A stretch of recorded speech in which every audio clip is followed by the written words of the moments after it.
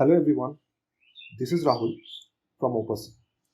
Here we are going to take forward our discussion on rule of thirds to the next level, where we can understand the use of rule of thirds in the context of various paintings which is created by various famous painters, and we will see how this rule of third has been used in their paintings.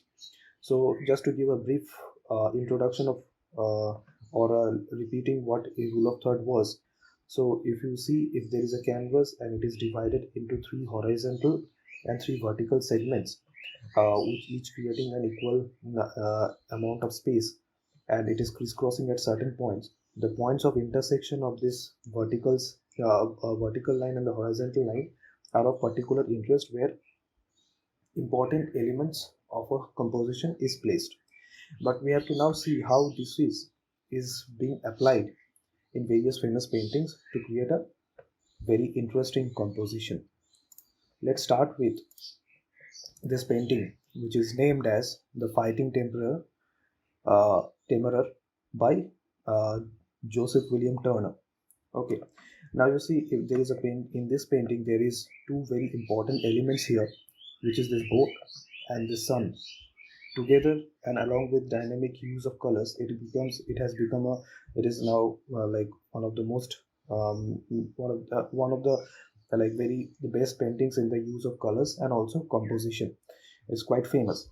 Now if I turn on the rule of thirds here, you see this intersection is where this boat, the intersection of this vertical line and this horizontal line, is where this boat is placed, and this sun is also like closer to the horizontal line in itself.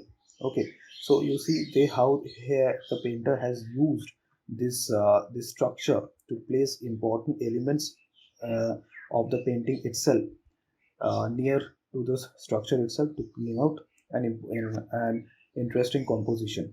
So this structure, when used in a painting, and a certain elements follows the structures, follows the lines, and important elements are placed closer either to the like intersection, or it is closer to the lines itself, then the composition starts looking interesting, and that is seen as a very appealing to the human eye itself, and that is how human visual perception is.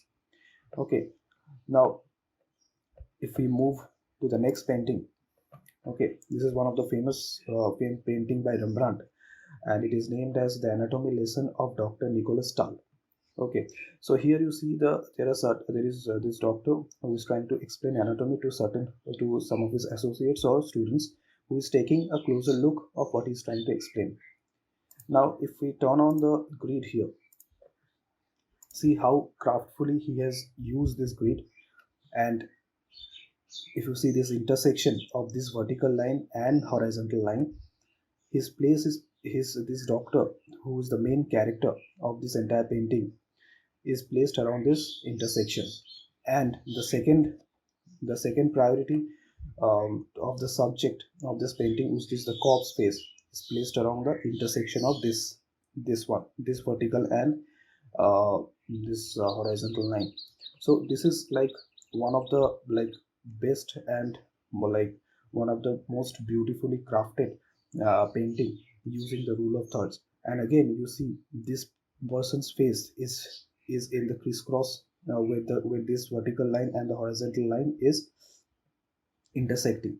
So thus this is how rule of third is being applied in a painting, where important elements or important like one of the most important factors of a painting, which makes the painting stand, or the most important factors of the subject itself, is placed around this intersections, or it follows this vertical or horizontal lines in one way or the another. So that is how this painting is very interesting and very like beautifully crafted. Okay, now if I go to another painting, which is called the Cypress Wheat of which is created by uh, Van Gogh. Okay, now here we can see the painting has certain dynamic use of colors. Okay, and It is called, this painting is named as Wheat Field with Cypresses, and it was created by Vincent van Gogh. Now if you see the painting, we have certain like elements: the sky, the field itself, and some bushes.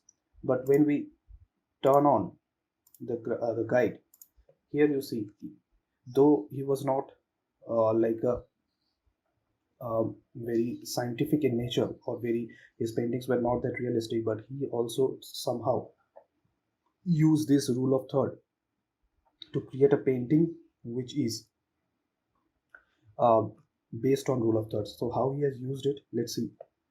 You see this intersection of this vertical and this horizontal line, where one of the bush has been placed, and this is also one of the like important element of the painting itself. Okay, now this section, the section which has been divided with the rule of third, he has placed a this tall tree, and which is also becoming one of the major element of the painting. So that's how he has used the structure of the rule of third to create a balance in his entire composition. Okay, so you will see there are certain paintings where you will find that they have used exact crisscross, or in certain paintings where the columns, or the horizontal columns, or the horizontal areas, or the vertical columns has been used to place the important or the most interesting factors of the paintings, and thus the paintings stands out from rest of the composition which does not follows the rule of thirds. So there are many modern paintings which does not follow, but there are many paintings which has followed, and thus paintings has become widely successful in creating appeal in people's eyes. Okay, they likes the painting, and they have a very good feel factor while they looks at those paintings. Okay, so now if I open another painting which is also like created by Van Gogh. Okay, now this painting is called Prisoners Exercising, and it was also created by Van Gogh. And here, if I open the grid, see here he has used the grid in a little bit different manner. Okay, so here, if you see, the painting has been, if we divide it into rule of thirds, and it has certain vertical columns. In the mid of this entire column, this main character lies with the blonde hair. Okay, yes, may not have used the intersection well enough, but see the vertical lines of the structure of the jail, of wherever in the prison, it's closely follows the rule of thirds vertical lines. Okay, and the window itself lies on the rule of thirds this horizontal line.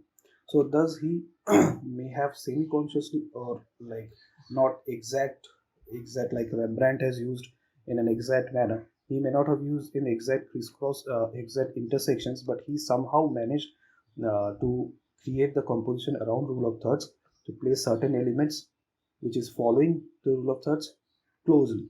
Okay, and thus his composition is standing out. Okay, you could carefully see he has not placed all the elements haphazardly, but there is certain kind of structure present in it. So thus you can see, so whenever you want to learn rule of thirds, you can always have a look at this is the finest example first, and then you can see other photographs and there are various other examples which follows the rule of thirds. But this by far one of the best example which follows the rule of thirds to its true manner. Okay, so whenever you want to learn rule of thirds, you can learn the theory and then check back on this painting and also the other paintings, which will help you understand how to use the rule of third to create a composition which will be very impactful and appealing to the viewer's eyes. So I hope this lesson helps you in understanding and creating a composition with rule of thirds. Thank you.